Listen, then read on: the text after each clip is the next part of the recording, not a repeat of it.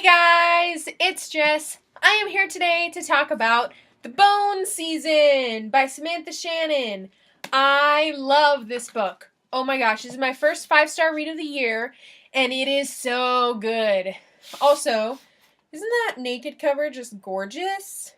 I love it. The Bone Season. Actually, super complex plot when you start out, super simple when you get to the end. This takes place in the future in an alternate universe kind of London where clairvoyance is very prominent. So the ability to see and interact with ghosts or the afterworld, if you will, is very prominent, and it's also seen as a crime or it's illegal just in general. This story follows Paige Mahoney, who is a type of clairvoyant. She has done very well to stay out of the legal system and out of the eye of the government until one night she's on her way home and she gets stopped, and through her ability she ends up hurting a couple people severely, and then she gets caught later. They come after her and they find her and they capture her and they take her to this place that's a lot like a prison camp is how I kind of think of it. They train these clairvoyants to do their bidding, pretty much, to fight these things and to create this structure that wasn't there before of like a clairvoyant hierarchy. So Paige Mahoney ends up in this place called Sheol or Sheol. There's a lot of crazy pronunciation in this book.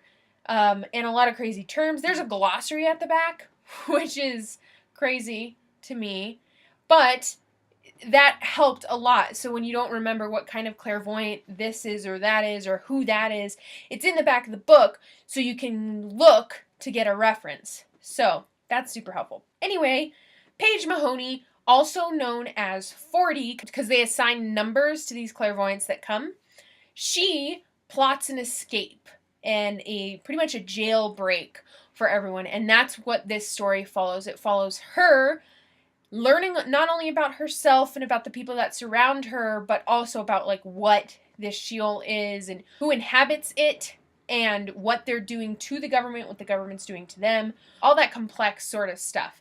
But the thing I really loved about The Bone Season is that the character development is so good. It's not like there isn't a lot of insta this, insta that goes on. Like all of a sudden there's random epiphanies. I didn't feel like that happened. I felt like there was definitely groundwork laid each step of the way that leads the character to that result, which I thought was awesome. Really awesome. It's a hunker of a book, and it's going to be a huge series. So any plot holes that there are or any character issues there are, I'm sure will be talked about in one of the later 6 books. The second one's already out, the Mime Order. I ordered it when I got to about 200 pages. I was like, yep, I am into this. We are reading the next one. I am so excited. So that's pretty much what it's about. There's a little bit of love. There's not too much, which is another thing I really enjoyed about it, is that it was a topic occasionally, but it wasn't a driving factor of the story, which is rare in books with female main characters, that love isn't the main topic. It happens all the time, and I find it excruciating to sit through that kind of book again and again. But instead, Paige's power, Paige's ability was the main topic. Paige's need to escape, her need to get out. That was the big deal. And then the love and the romance and the feelings, that was all very secondary. Thank you, Samantha Shannon, for making a book about a female that's not only about a relationship. I appreciate it. So now we're getting into spoilers. So if you have not read The Bone Season, what are you doing? Go buy it. Go read it. It is so good. If you have read The Bone Season, stick around. I'm going to talk about it. I did do a very brief blog review about it. I'll link that down below. Spoiler time. I already talked about kind of like the romance thing. I was so excited, not gonna lie, super, super excited when her and Warren had their little risque moment at the end. I wasn't expecting it. It did seem kind of insta, but when you look back at the relationship they've had, it makes complete sense. Like that they would get to that point. And then I literally gasped out loud. When it said that Nashira was standing there, I was like, oh my gosh, they're gonna die. And then I got super excited when Nashira didn't have her pretty much like mental barriers up and she broke through. I was pretty excited.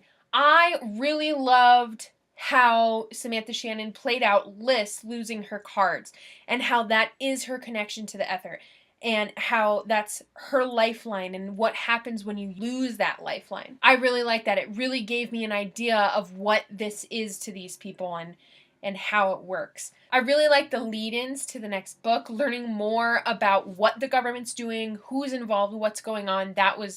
It's good. It gives you something to be impatient about. It gives you something to be excited about for the next book. And I really appreciate that not everything's divulged and puked out in the first book, that there's gonna be more to discover. Because that is my favorite thing about series, is that there's always more to take in. I loved the progression of the story, meaning like, so she gets captured, and I felt like it was action, information, action, information, action, information, which was helpful because you get a little bit here and there. It's not either an information dump or nothing but a fast-paced story, which don't get me wrong, I like the fast-paced story, but it can get exhausting to a reader to have to keep up with all that action, and that did not happen in the Bone season.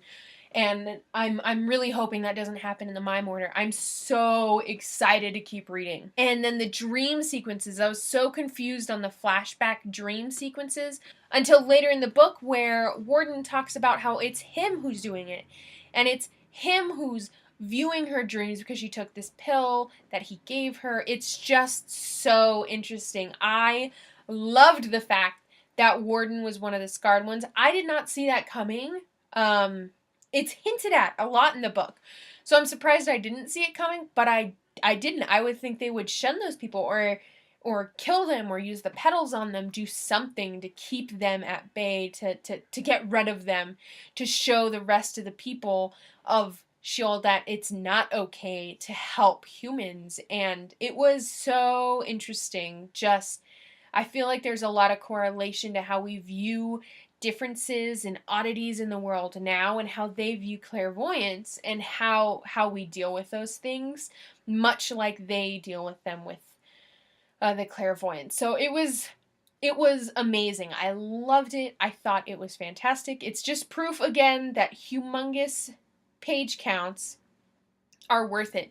This book was 466 pages, and it was a phenomenal story. You can just add a lot more into a story, a lot more backstory when it is that big, and it was worth every page. I loved it, and I cannot wait to read the Mime Order. If you loved the Bone season, let me know down below what you loved. If you hated it, let me know. I love to get those conversations started. I love to see the differences in my viewers and my opinions. So that's awesome. Bring it on. The next book I'm going to be reading is The Unbecoming of Mara Dyer by Michelle Hodgkin. I got this from my wonderful friend Lexi for Christmas. I'm really excited. I've heard a lot of good things about this. I've also heard quite a bit of bad. I think I'm about 30 pages in. It's interesting so far, but I can't wait to see what happens. So that's what I have today. Thanks for watching. Please like and subscribe, and I'll talk to you guys later. Bye!